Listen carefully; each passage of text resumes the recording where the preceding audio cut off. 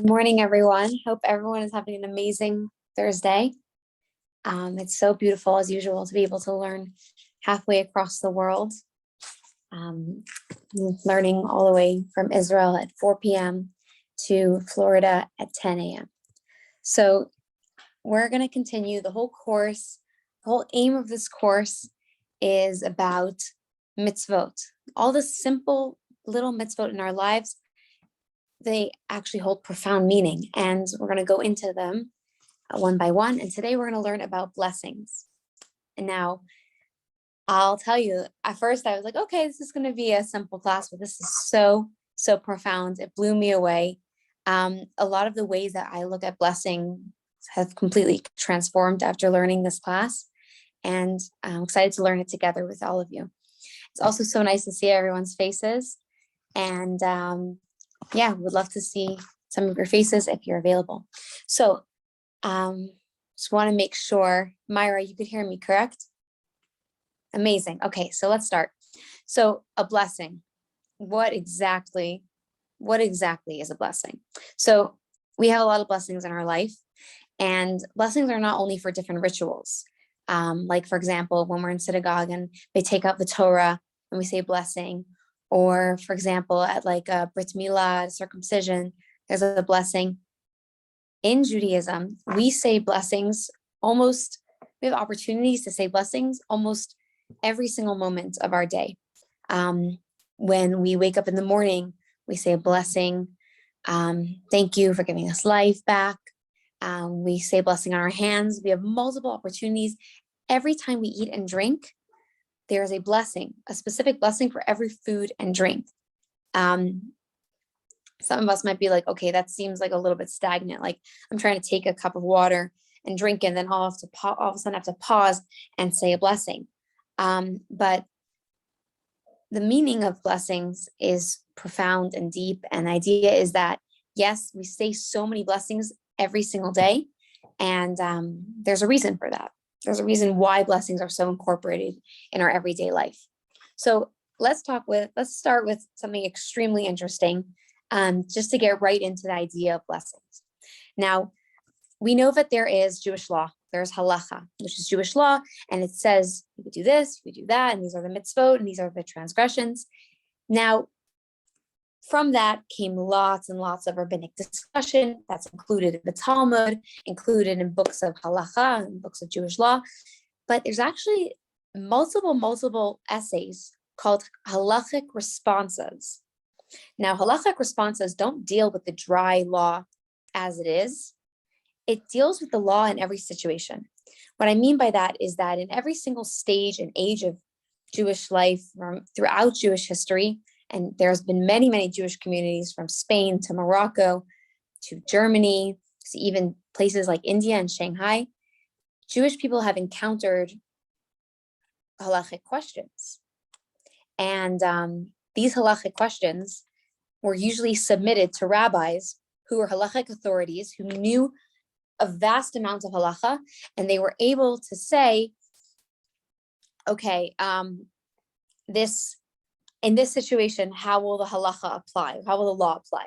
So usually these laws are very, these responses are very interesting, because they're not questions that we would have thought of on our own, because they're usually specific to every single community and every single specific situation. So I'll give you some examples. There's a really famous halachic responsa from the time of Nazi Germany, where the Nazis would come to a town and they would say, okay, we need 30 Jewish boys. And one of the fathers knew that his boy was on the list. And the community members would have to put together a list and have to hand over 30 Jewish boys in the beginning of the war. And one of the fathers knew his boy was on the list. He went to the rabbi and asked, can I bribe the Germans? Can I bribe them? Because I'm a wealthy man and I could give them a huge amount of money that they can't refuse, and they'll give me back my son. But if I do this, I know that another boy is going to be selected. Okay? According to Jewish law, is that allowed? And a halachic responsa is usually not just a dry answer. It's usually the rabbi takes in all of his halachic knowledge into account, all of the historical knowledge, everything he knows, and he includes it in this essay, and he gives them the answer. And a lot of these essays, a lot of these halachic responses have been included for all of us. Another one that's interesting is a rabbi in Egypt in the 16th century was asked, can we use medicinal properties that were extracted from mummies? Apparently in the 1600s in Egypt, they were unearthing mummies, and there were some medicinal benefits to old mummies and old bones. And according to halacha, are we allowed to use mummy for medicine? That's also a very, very random one. But this one takes place 400 years ago in 16th century Poland. And it's addressed to a rabbi whose name is Rabbi Yoel Serkis. He was the chief rabbi of Krakow, and he was a big halachic authority. And he was asked a lot of different questions and a lot of different halachic responses. But this is the most interesting one. He was asked by a thief. A thief, we don't know the motivation for why this person considered himself a thief. But he basically wrote to the rabbi, said, I'm a thief, and that's usually how I survive. Question is, if I steal a loaf of bread, am I allowed to make a blessing on the bread before I eat it? Right? We know that when we eat bread, we wash our hands, we make a blessing. Not only that, we make an after blessing when we eat a meal with bread. So the thief wanted to know, can I steal bread? Actually, no, he didn't ask if I could steal. Stealing he was doing. The main thing he wanted to know is, can I make a before blessing? And can I make an after blessing after I eat bread? Now, it kind of seems like a little bit of a silly question, but actually the Bach, the Rabbi Yoel Serkis, he took this question very seriously. And he said, I'm going to get back to you. And he wrote in the whole halachic responsa that we're going to get to soon. So it's curious, like, what would you say? It's a very good, yeah, somebody writes, it's a good question. It is a good question because it's very cool, because when we try to approach it with our minds, we're like, wait, what is a blessing? Like, does it matter if the thief makes it or doesn't make it? Right? We know that the stolen bread is wrong. Does it matter though, the blessing? Another question is, the thief, it's very interesting. He wanted to know the before blessing and the after blessing. So is there a difference between the before blessing and the after blessing for bread? That's what he wanted to know. So what we need to do is, in order to answer this question properly, or more like in order to answer this question with a full understanding of how we're answering it, or how the Bach came to his conclusion, we're going to talk about the blessings in our life. Now, there's 4 categories of blessings. The first category, number 1, is called Berachot Hanenin, which translates as blessings of pleasure. Now, this is blessings that we say over food and drink. That's number 1. Okay. And it's blessings that we say. We know that there's specific blessings for fruit and for bread and for cookies and different ones. And here, Myra shared a screen. The first one, we have Berachot Hanenin, which is blessings over things that we enjoy, food and drink. The second category is Berachot HaMitzvot, which is blessings that we say when we recite a mitzvah. So the blessing that we say when we drink Kiddush wine, right before we drink the Kiddush wine, we say a blessing about the Kiddush. Blessings of lighting candles, also including is the blessing of learning Torah. These are blessings, or even shaking the lulav and etrog. These are mitzvot blessings. Like before we perform a mitzvah, we say this blessing. Now, the third category of blessings is Berachot Shavach V'Hoda'ah, which is blessings of gratitude and thanking God and exalting God. And this is usually after seeing a natural wonder. There's actually a blessing. Who knew? There's a blessing when you see a rainbow. Whenever you see a rainbow, there's a blessing. There's also a blessing every time you see a flash of lightning. And this also includes blessings after somebody has been released from prison, or somebody who has crossed a continent. My husband and I fly a lot from Israel to America. And when we arrive in America, my husband says the blessing of flying from one continent to the other. And then the one other beautiful part is that in this category of blessings, also a blessing after childbirth, because childbirth is no easy feat and giving birth is miraculous. And we thank God and we say a blessing after a woman gives birth, she says this blessing. Now, the last category of blessings is called Berachot HaTefillot. Now, this is the blessings that we say when we pray. In the Amidah, we ask God for a plethora of blessings. We ask him for health, we ask him for sustenance, we ask him for Mashiach to come, and those are the 4 categories of blessings. Now, this is interesting because when we say that there's blessings that we say when we pray, how do we bless God? What does that mean? We say Baruch Atah Hashem, blessed are you, God. How does that work?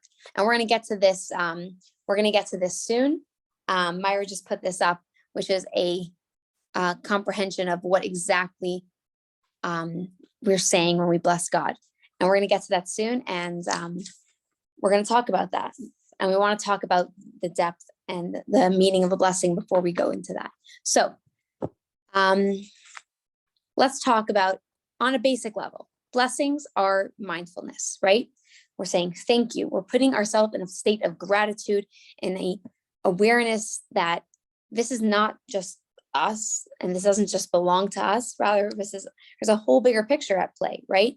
Food that we eat is God-given. The experience that we went through, childbirth or crossing an ocean, is miraculous. It had the hand of God within it. And we have to be mindful constantly of everything, all the little things that play out in our lives, because we know that mindfulness and gratitude foster a happier life. So now the Kuzari, which is a old Jewish book, and the Kuzari is an interesting book because it is a book that is a discussion between a king, a Christian, a Muslim, and a Jew. What's the story of that? There was a kingdom in southern Russia in around the 11th, 10th century, and this kingdom was called Khazar. Now, this king, the king of the Khazars, he wanted to know what religion was the true religion. So what did he do? He summoned a Muslim, he summoned a rabbi, and he summoned a Christian to his court. And the discussions that they had, we don't know, but one of the rabbis of that time wrote almost like a fictional discussion, a lot of it based on the conversations they had, a lot of them based not on the conversations they had, but it's basically a philosophical work of Judaism. And it's very interesting. It has a lot of very interesting interactions. So the main characters in this book is this rabbi who's authoring the book and the Khazar king, okay? Doesn't really include discussions between the Muslim and the Christian. And the Khazar king is asking Rabbi Yehuda Halevi, that's the name of the rabbi, he's asking him fundamental questions about Judaism. So they talk about blessings, and this is their discussion. The discussion that the Khazar king asks is, why do we need to bless? Why do Jewish people bless at almost every occasion in their lives? They bless at every time they drink, every time they take a drink of water, or they eat something, a snack, a meal, they bless. What is the idea of that? And the rabbi, his name is Rabbi Yehuda Halevi, he answers that, he says to the Khazar king, he says, we know that as human beings, we have a greater consciousness than animals, correct? And the king says, yeah. And the rabbi says, not only that, we like to experience, right? Our consciousness allows us to experience things on a greater level than animals. And we enjoy experiences. And even they give an example of somebody who's drunk. Somebody who's completely wasted can't fully experience something, like, I don't know, imagine somebody went to a wedding and got completely wasted in the beginning of the wedding and then unfortunately passed out. And then at the end of the wedding, he wakes up and he realizes he missed his friend's wedding, Why is that? Because alcohol has the power to dim down our consciousness. Now, what the rabbi is trying to bring out is that because we have a higher consciousness, we enjoy food more, and we have pleasure in food. We love food, we crave food, We're all big foodies, most of us, but we appreciate the food more when there's an aspect of gratitude. So the rabbi says we enjoy food regularly on a regular basis, but when we are mindful and when we thank God, we enjoy the food even more. And that's the aim that we're trying to get at, because we don't want to take things for granted. And when we have gratitude, when we're grateful for things, then it increases our pleasure. So it's another interesting question that comes to mind is, okay, so we want to thank God, we want to have gratitude, we want to say thank you, God, for this and that, but why are they're so specific? The blessings are so specific. There's blessings on water, and then there's blessings on wine. They're both drinks, but they have completely different blessings. And there's blessings on bread, and there's blessings on cookies. They're both carbs, but they each have their own function. They each come from a different place. So why are blessings so specific? And the real answer is that we know from ourselves that we can't just say a general thank you, right? To our spouses, to our parents. We can't just say, thank you for everything you do to me. It's nice, it's important, but when we say a more specific thank you, it's more meaningful. So instead of saying to your husband, thank you so much, you could say, by the way, I noticed last night that you went and you filled up the gas tank for me in my car so that I can just drive straight to work without making a stop. Thank you. I really appreciate that. That's more meaningful and more like, it just creates a deeper bond when you're more specific and you notice things and you say, thank you for this specific thing and thank you for that specific thing. So that's why there's very, very detailed blessings. So this is the basic answer, that blessings create a bond. When there's gratitude, there's a connection between me and God, and I'm saying, thank you so much. My mom wrote in the comments, like when complimenting a child's art, be specific. Exactly. It's very important to be specific because it deepens a relationship, right? We all know that language deepens a relationship, and specific language and specific gratitude, focuses of gratitude, really develop a strong relationship. So that's the basic answer. Basic answer is that blessings are mindfulness and we increase our gratitude. But Kabbalah goes even deeper than that.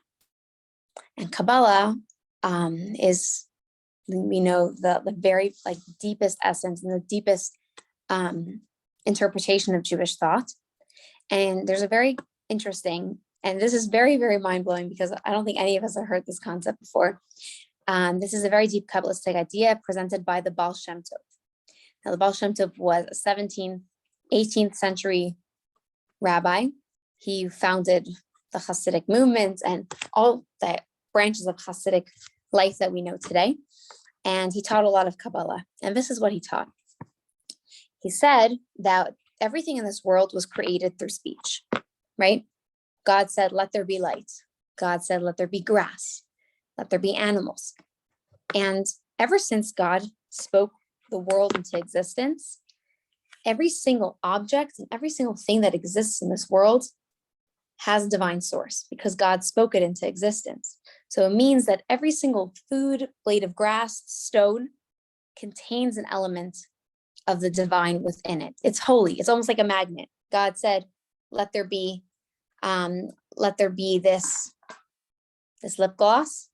And now because this lip gloss exists, because God said it does, its source is godly and it is godly and it has godliness within it. So everything is connected back to God because God created it through speech. Now, this is what's interesting.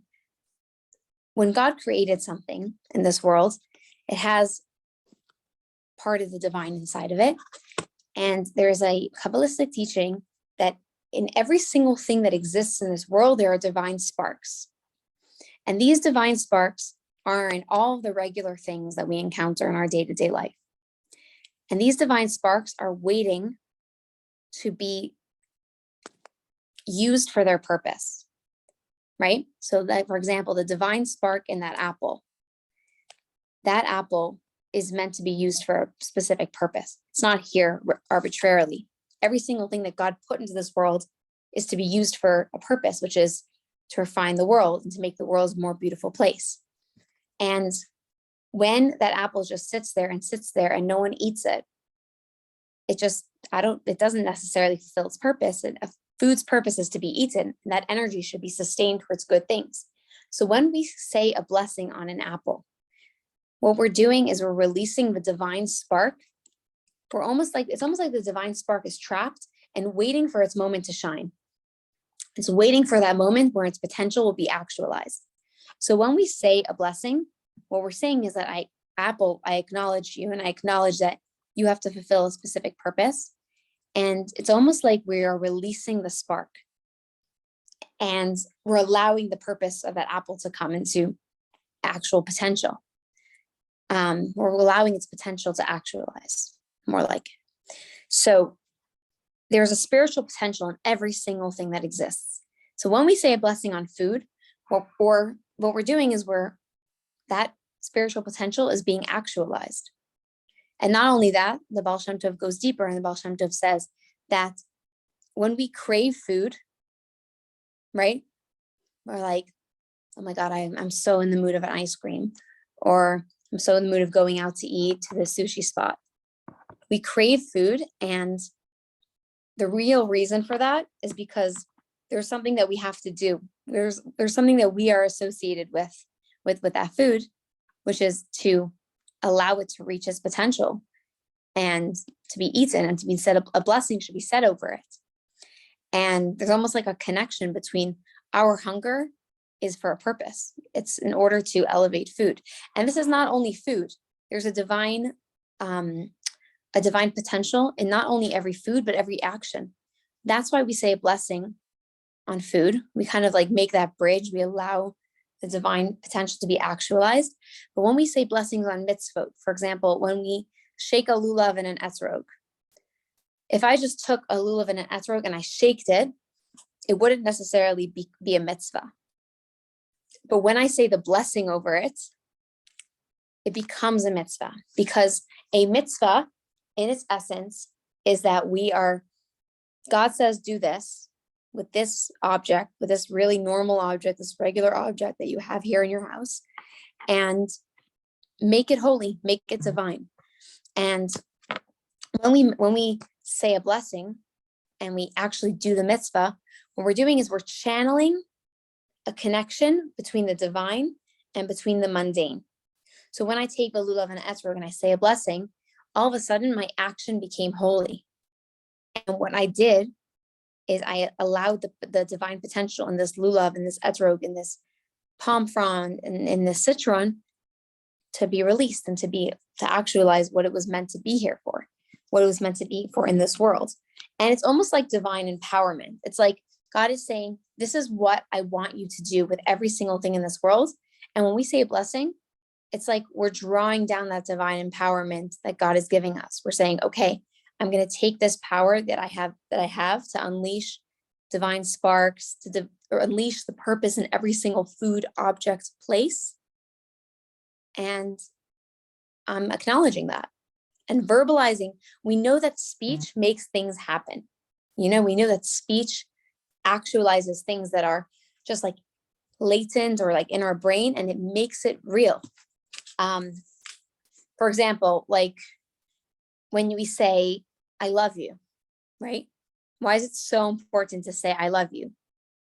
You already love the person. It doesn't have to be said, but it's so important. It must be said, because if it's not said, then it just stays in a hidden place. And when you say, I love you, it makes it a reality, even though it's real, even though you already love this person. Or for example, let's say you have a friend that's having a really hard time achieving a goal, right? So what do we do as good friends? We say, you can do it. I know you can do it. You got this. Okay. What we're doing is that she had the potential inside of her. Like she could do it, but her confidence is a little dim now. And when we say you can do it, we're like making it more of a reality. It's like we're bringing down her potential. We're letting her potential be actualized when we encourage her, right? Words allow that to happen. And it's very interesting because the actual meaning of the word baracha means to draw down. That's the meaning of the word bracha. What we're doing is we're drawing down potential into actuality. So here's the key. When you want a blessing, or when you bless somebody, that person has the potential of having that blessing in their life. But it needs to be verbalized. It needs to be spoken into reality. That's why it's so important to bless each other. Why do we bless each other? We bless each other. We say, like, for example, I know, like, a classic funny one is by a wedding. You'll usually say to the next sibling, you'll say, soon by you, right?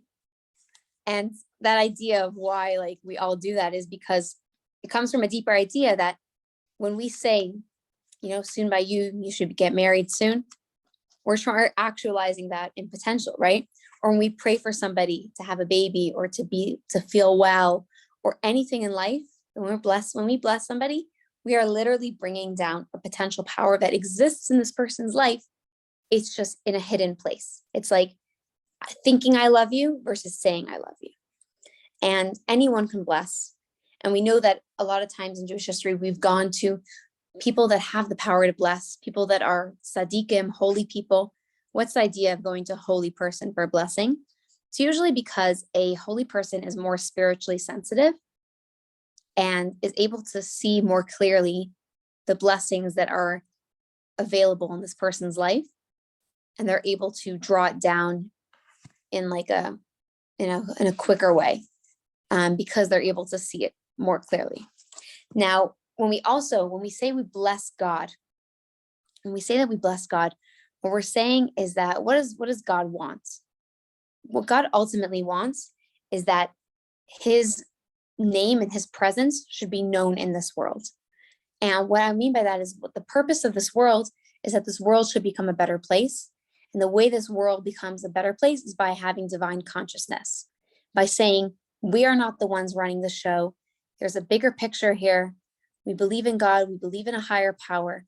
And when we believe in higher powers, as people, it stops us from doing negative things and it promotes us to do positive things. So when we're saying we bless God, we're drawing down more divine potential in this world. And let's go back to the page that Myra showed us before, breaking down the words of a blessing. Okay, so most of us, it's actually pretty cute. Like in Hebrew school, a lot of times, like with Hebrew school kids, like we learn the same blessings over and over because every blessing has the same beginning. Baruch atah Hashem Elokeinu melech haolam, and then the last part is different. So usually, like when you teach kids, like they know the first part, and then the last part is always something different. So they have to like switch gears of what it is. So let's break down the words. So the first word is Baruch. Baruch means, like we said, from the word baracha, draw down. What we are drawing down is ata, you. And we're talking about God in his essence, God just as he is, like just God, just his oneness. Hashem, which represents a name, a level of God that is transcendent, all-knowing, and all-encompassing. Elokeinu means our God, my God, the God that gives me vitality. Melech haolam is the God as he relates to the entire world. Now, what we're saying is we're describing God in 4 ways. And each time we describe God, the first one is like the highest, it's him in his essence. The second part is God as being a transcendent God. The third one is God as being our God, the God we can relate to. And the last description is God as he relates to all of creation. And what we're saying is that we are bringing down, we are Baruch, we are drawing down the most essential part of God, and we're drawing it down all of these levels so that it permeates in our life. It's a very, very deep idea, but it's the idea of God's presence coming into this world. And when we do a mitzvah, we are inviting God's presence into this world because we are acknowledging God. So The idea is that a bracha has a power to bring down things that were hidden and bring them down into reality. So let's talk about, that was like brachas that we say, like on food and on experiences, but then we also have something called the after bracha. After bracha is the grace after meals. Now, most of us know it from Kiddush, and the grace after meals is split into 4 parts. And these 4 parts represent our stages as a nation, as a Jewish people. First part speaks about bread and sustaining. And here Myra put it up, you can see it. The first part of the grace after meals was actually composed by Moses. It was composed by Moses after the manna, which was the spiritual bread that sustained the Jewish people in the desert. It was like bread that came down, literally tasted like whatever they wanted it to taste. It was their sustenance in the desert, because you can't really plant and farm in the desert and make bread. And in this paragraph, we talk about God sustaining us and giving us nourishment. The next part was composed by Joshua, who was Moses's the one that followed him. And it was composed when the Jewish people got into the land of Israel and they ate from their first harvest. And it's talking about appreciation for the land of Israel. The third section of the Grace After Meals was composed by King David and King Solomon. And it's about Jerusalem. It speaks a lot about Jerusalem and about kingship and about the glory of the Jewish people living in Jerusalem, which is like the best stage, and the wish for Mashiach to come so we can all go back to this. And then the last stage, the last part of the Grace After Meals was written by the sages. Now, this was actually written after a very, very tragic occurrence, which was the fall and defeat of Beitar. And the idea was that the Romans ruled the Jewish people during the Roman era. And the Jewish people, at a certain point, they were like, you know what, we can revolt against the Romans. And it was going very, very well until it didn't. And then right after that, the Jewish people just experienced a massive moral defeat. And eventually they were taken into exile once again. So the sages composed the last part, and it's thanking God. It's like, it almost like sums up everything, and it's thanking God for his goodness. Now that seems ironic because it's like they just suffered a massive defeat. So what the sages were really thanking God for is thanking for God for bringing Judaism for the next generation. Sages were saying a lot of us were killed, but we are not completely wiped out as a generation. And this is also a part where we thank our host and we thank our parents. It's actually very, very beautiful. We bless our host, whoever made the food, and we bless our parents and our wife, some or our spouses. And we bless all the people that sit around the table with us. And that's in general, just looking at the Grace After Meals. It's very interesting because we say it a lot in synagogue. Now, when we talk about the after bracha, let's talk about the difference between them. So there's 2 sources that tell us the main source for before brachot and after brachot. The first one is in the Talmud. The Talmud says that there's 2 statements, but they seem like they oppose each other. The first statement is that the earth belongs to God. Okay. The second statement says that the heavens belong to God and the earth belongs to man. And what the Talmud is talking about is the before bracha and the after bracha. Before we eat something, we say, this earth, everything that's in it, it belongs to God. And we have to thank God and ask God and acknowledge God in order for us to eat. And the Talmud says we can't just like take from God and say, okay, like just take this food and just use it for my own pleasure. We have to acknowledge that the earth belongs to God. But then once we've eaten the food, after it's been digested, then the second verse applies, where heavens belong to God and the earth belongs to man. And then we have this digested food in our system and we say, okay, what's the next step? This food was created for a purpose. It was great for me to eat. It was great for me to be alive. And it was great for me to say a bracha on. But now now that I'm fed and I'm full, I have new and renewed energy, and I need to use that energy and channel it towards a proper place. And that's the real purpose and the real meaning behind why food is created. So now that we know the difference between a before bracha and an after bracha. Before bracha is, let me access the divine potential in this food. And then an after bracha is, okay, I have this food within me, and now I have energy and I need to channel it towards a proper place. So let's go back to our interesting halachic responsa about the thief, okay? So the thief wanted to know specifically if he can say a before bracha and an after bracha. And there is a difference. We know there's a big difference, right? And the Bach, the rabbi in Poland, Rabbi Yoel Sirkis, he brings down a halachic discussion. He says, when does theft happen? When is the moment of theft? So he gives two examples. He says there is a situation, scenario one. Scenario one is that my neighbor owns a plot of logs, and each log costs $10. If I were to steal a log and the owner says, I want my log back, and I say, I don't want to give you your log, but I can give you $10. I don't mind paying you for it, but I want to keep your log. It doesn't work like that. You have to actually return the log to the person. Why? Because even though it's in your possession, it's not yours. It doesn't belong to you. So even though you say, I'll give you $10 for it, but the owner says, no, I want the log because it's still mine. So you have to give me the log back. So in that situation, the log always belonged to the owner. Yes, there was an act of theft in a way that I took the log from his possession into my possession, but it's not his. It's not mine. It's not mine. It's really the owner's.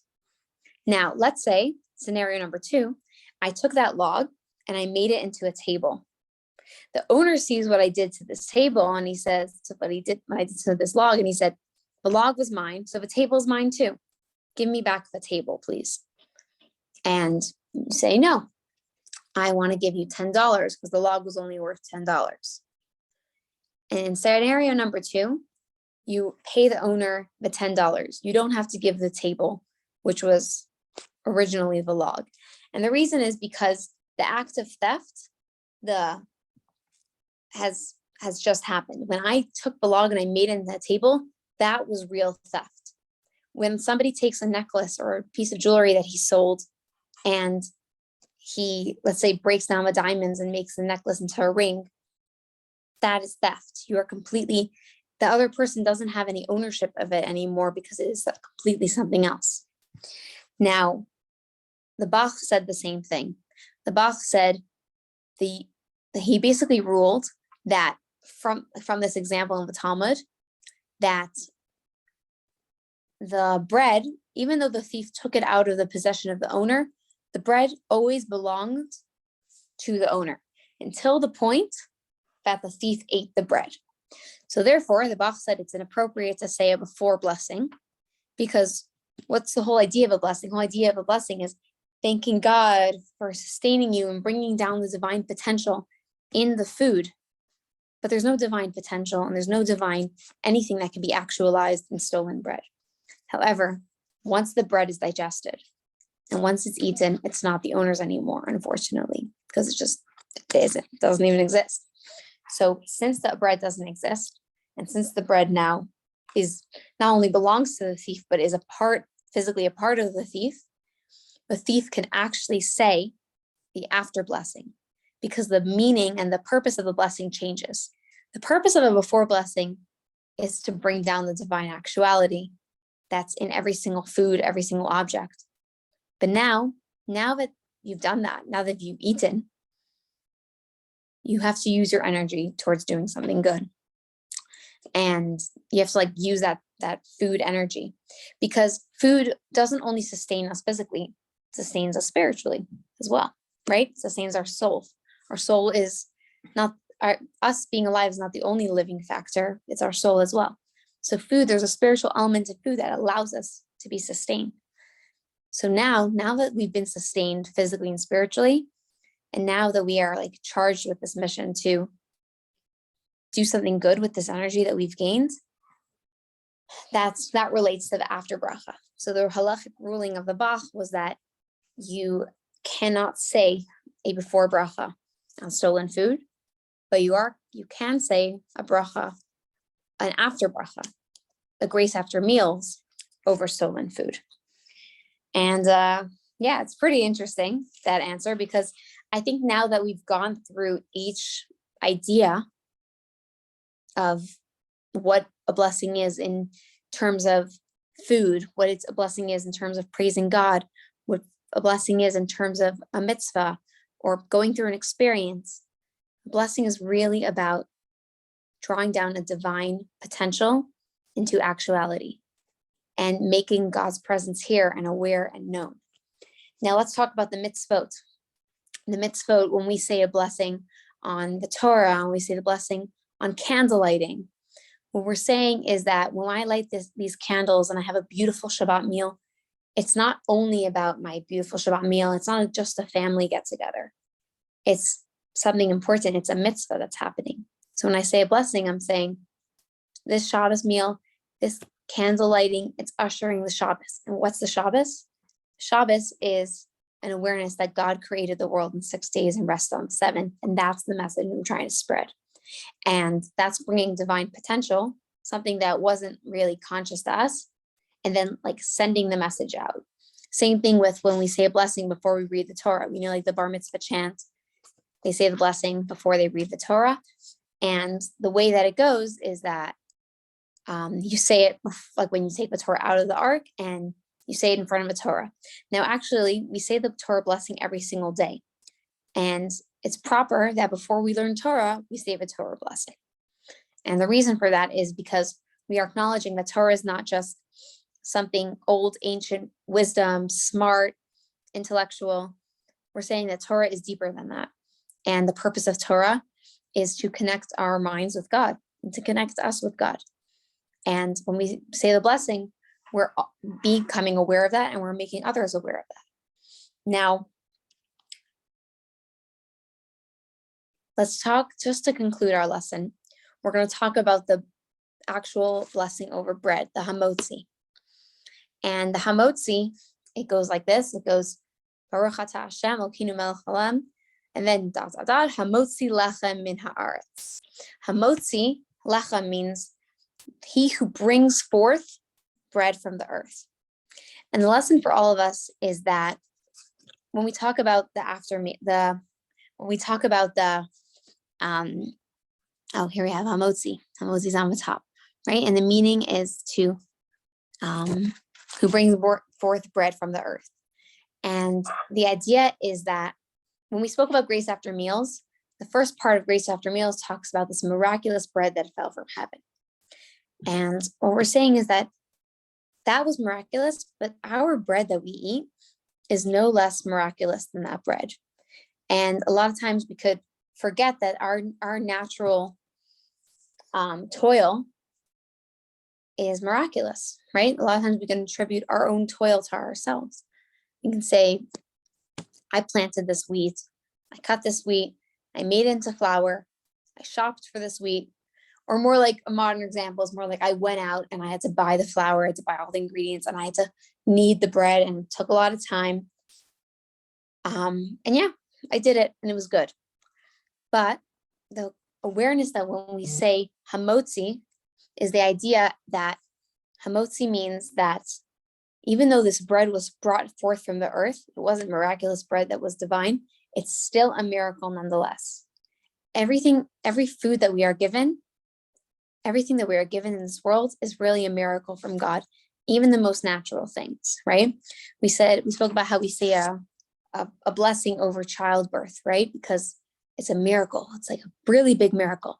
But when we say blessings, we're also having the awareness that we say we say blessings for miraculous events. We also say it for regular, mundane, everyday events, because every single day, every single moment is a miracle. And that is the message of blessings, to make every single moment a miracle, and to make every single interaction and experience and action a divine action or experience, not just a regular one. So that's the end of the class. Thank you all for joining. Before we end, we're going to wrap up by looking at the key points. And if anyone would like to volunteer to read the key points, that would be incredible. I'll read them. The Berachot are not just ritualistic texts that are recited on special religious occasions. They are an integral part of everyday Jewish life, embracing virtually every event and experience of our lives. Even the most pleasurable and significant experience becomes lackadaisical and meaningless when it's taken for granted. Mindfulness is thus the key to meaning as well as to enjoyment.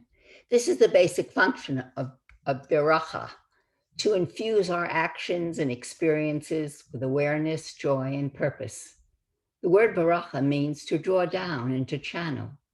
This is the deepest significance of a blessing, which taps into the power of speech to channel an abstract potential into concrete reality.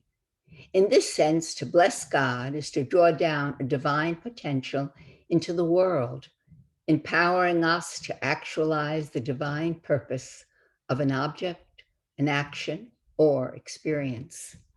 There are barachas that are said before eating, and those that are said after we've eaten. The baracha said before establishes our right to benefit from and utilize the resources of God's world. The baracha after eating ensures that the endeavor to direct the energy we receive from the food toward its divine purposes continues after our needs have been satisfied. In another difference, the baracha said before eating bread thanks and praises God for bringing forth bread from the earth, while the baracha that follows a meal recalls the bread from heaven that sustained our ancestors in the wilderness. The message in this context is that ultimately the natural proceeds of our human toil are as miraculous and as divinely gifted as the supernatural manna.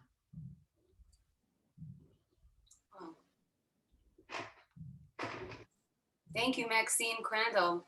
Thank you so much. And Hindy, that was you're muted, Hindy. Thank you, Maxine. Thank you so much. I feel like you have a professional reading voice. That was so soothing and clear. I loved it. Thank you.